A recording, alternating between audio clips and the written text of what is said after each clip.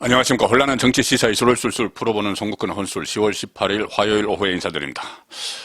자, 민주당의 흘러간 정권, 문재인 전 대통령에게는 검찰의 칼끝이 턱 밑까지 와 있는 상황이 됐고, 민주당에서 미래 권력으로 여전히 간주하고 있는 이재명 대표는 지금 만 페이지에 달하는 검찰 수사 기록 앞에 노출이 됐습니다.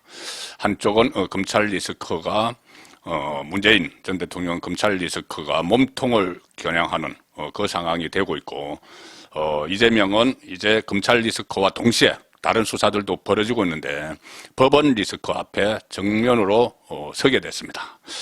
자, 일단 지금 조금 전에 들어온 소식에 의하면은 검찰 지금 서해 공무원 피격 사건 그 월북몰이 이것을 수사 중이죠. 서욱 전 국방부 장관, 문재인 정권 시절의 국방부 장관 그 사건이 일어났을 때, 그리고 김홍희 전 해양경찰청장 이 두 사람 대해서 구속영장을 신청을 했습니다. 자, 지금 감사원이 수사를 의뢰한 것과는 별개입니다. 지금 감사원이 수사 의뢰한 것은 한 이틀밖에 안 되는데 그 전에 이 쭉 수사를 해왔죠. 그것을 가지고 이 두 사람에 대해서 구속영장을 신청을 했습니다. 그만큼 수사가 많이 진전이 돼서 확보가 되어 있다는 거죠. 그리고 그 감사원으로부터 새로운 또 자료들을 넘겨받았기 때문에 아마 이 구속에 자신감을 보이고 구속영장을 청구를 했겠죠. 자, 서울중앙지검 공공수사 1부입니다. 두 사람에 대해서 직권남용, 허위 공문서 작성 이런 혐의로 구속영장을 청구를 했는데, 서욱 전 장관은 지금 이미 소환이 돼서 조사를 받았죠. 피의자 신분으로 소환해서 13일 날 조사를 받았습니다. 그리고 16일에는 서욱 전 장관의 자택, 그리고 박지원 또 전 국정원장, 서훈 전 청와대 국가안보실장의 자택, 사무실 또 모두 압수수색을 했습니다. 서욱 전 장관은 그 해수부 공무원 이대준 씨가 북한군 총격으로 사망한 다음 날 두 차례 열린 관계장관 회의를 전후로 해서 이 국방부 장관이 군의 정보망이죠. 그 밈스라고 하는데 군사 통합 정보 처리 체계에 공유되어 있는 특별 취급 기밀 정보 SI, 특별 취급 기밀 정보를 무단 삭제하라고 지시한 혐의로 그 이대준 씨 유족에게 고발이 돼 있는 상황이죠. 자, 그러면은 서욱이 이 밈스를 지시하라, 삭제하라, 그렇게 지시를 했으면은 본인이 독단적으로 하지 않았겠죠. 관계장관 회의에 참석하고 나서 했으니까는. 그러면 누구의 지시를 받았느냐? 자, 이 문제가 남는데, 감사원이 최근 밝힌 결과를 보면은 국방부는 이대준 씨 사망 직후 2020년 9월 22일 오후 10시 반에 피살 상황을 인지를 했습니다. 그리고 그 바로 청와대, 저 뒤에 보이는 청와대에서 심야 대책회의가 열렸죠. 새벽 1시에 관계장관 회의를 열었습니다. 그런데 그때 문재인 당시 대통령은 뭘 하고 있었는지, 그냥 잠자는 걸 깨우지도 못했는지, 아니면은 그날 유엔에서 영상 연설이 있었죠. 그걸 기다리고 있었는지, 녹화된 거. 어쨌든 새벽 1시에 저기서 관계장관 회의를 열면서 막 불이 환하게 켜졌는데, 당시 대통령 문재인은 나타나지도 않았고, 이 비서실장이 주재를 해서 안보실장, 국방부 장관, 국정원장 다 참석을 했습니다.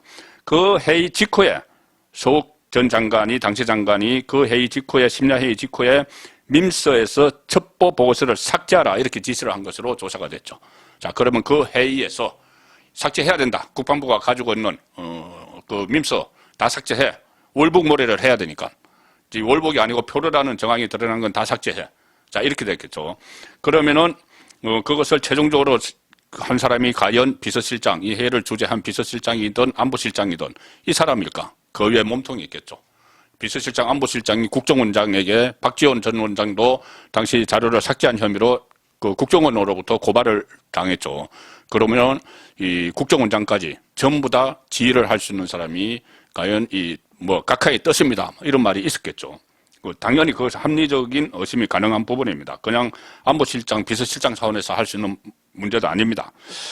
그리고 경찰청장, 당시 김홍희 해양경찰청장은 9월, 그때 당시 2020년 9월부터 10월까지 3번에 걸쳐서 이대준 씨가 자진월북했다고 발표한 해경수사의 총책임자죠. 그런데 이 자진월북이라는 발표가 지금 뒤집어졌습니다. 또 해경에서 스스로 뒤집었고 지난 6월 달에 뒤집었고 거기에 따라서 감사원도 그때가 허위 발표라는 것을 감사 결과 발표를 했죠. 밝혀냈죠. 그리고 지금 검찰 수사에서도 그걸 밝혀낸 겁니다. 이대준 씨 사망 일주일 만에 해경이 월북한 것으로 판단하고 있다는 2차 중간 수사 결과를 발표를 했는데 거기에 앞서서 해경 관계자들에게 김홍희 해경청장이 다른 가능성은 말이 안 된다. 월북이 맞다. 이런 취지로 말한 것으로 지금 조사가 됐습니다. 또 구명조끼 이야기가 있었죠. 구명조끼를 이대준 씨가 믿고 있었는데 그 구명조끼는 원래 타고 있던 어업지도선에서 없어진 것이 아니고 거기는 그대로 있고 이 중간에 표로를 하다가 아마 중국 것의 도움을 좀 받았다. 그런 정황이 있는 것이 구명조끼에 한자가 들어가 있었죠. 자, 한자가 들어가 있었으면은 그 어업지도선의 조끼가 아니면은 그냥 본인이 그러니까 구명조끼를 입고 뛰어내렸어야지 월북 의도가 되는 것이죠. 자, 그런데 구명조끼가 없이 뛰어내렸다고 하면은 그것은 그냥 실족한 겁니다. 그래서 이 구명조끼를 입고 있어야 되는 거죠. 그런데 거기서 한자가 발견되면 안 되죠. 이 조끼를 입고 뛰어내린 게 아니니까. 그리고 또 붕대도 감고 있었습니다. 그러니까 김홍희 당시 청장이 그것을 보고를 하니까 한자가 기재되어 있었다. 이것을 보고를 하니까는 해양경찰청장이 한 말이 나는 안 본 걸로 할게. 나는 안 본 걸로 할게. 나 그 한자 있는 구명조끼 보고서 못 봤어.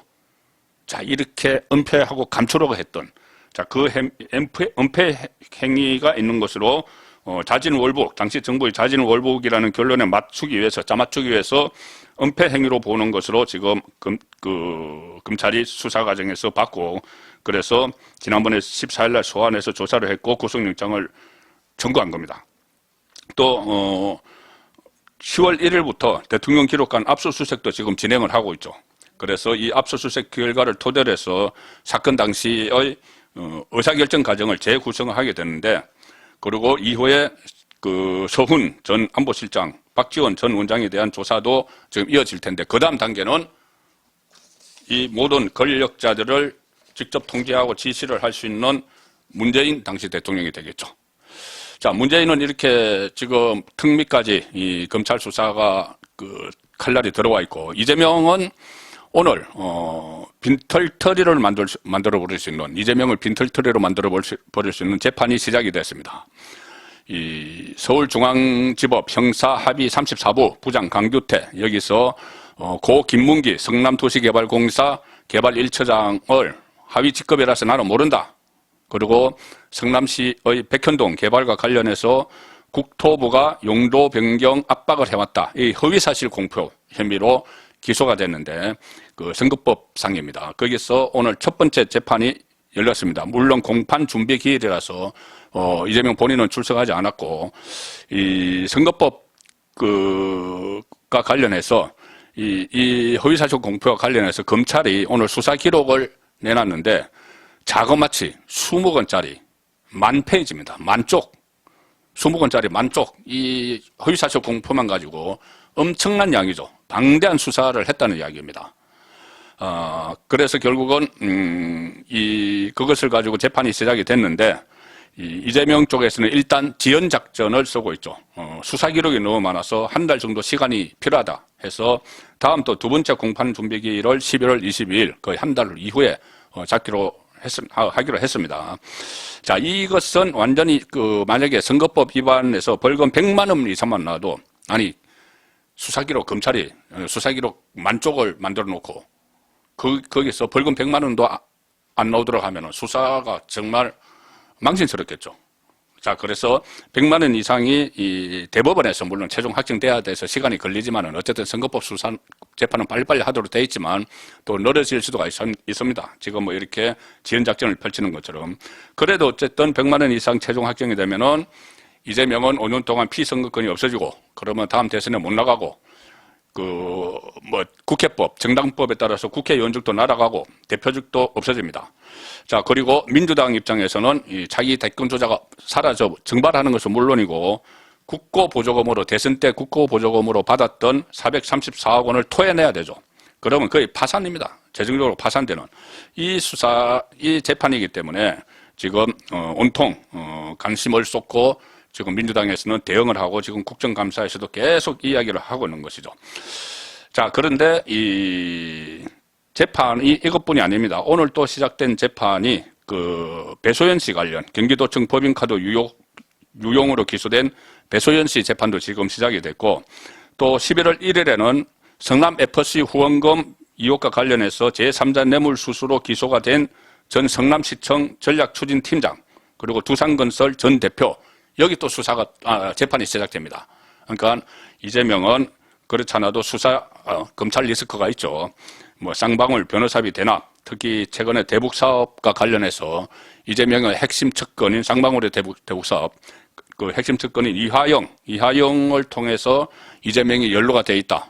북한에 돈을 보내고 한 이런 문제까지. 자, 그런 의혹까지 지금 나오고 있고, 뭐 대장동 초과이익 한수 포기, 뭐 이거 배임, 백현동 개발 관여 여부 뭐 많습니다.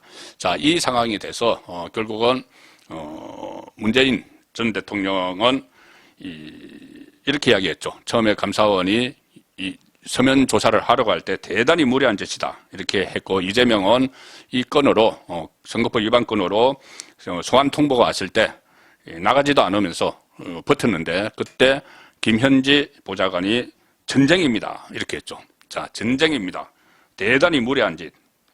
수사에 대해서 이렇게 대응하는 것은 결국은 정치 보복을 위한 기획수사라는 이 프레임을 짜기 위해서인데, 지금 말씀드린 것처럼 1만 쪽의 수사기록, 재판에 내놓은 1만 쪽의 수사기록, 이재명, 그리고 장관, 국정원장, 전직 장관, 국정원장, 안보실장이 검찰에 가서 진술할 내용들, 자, 이것들까지 전부 정치 보복 프레임 속에 가두지는 못하겠죠.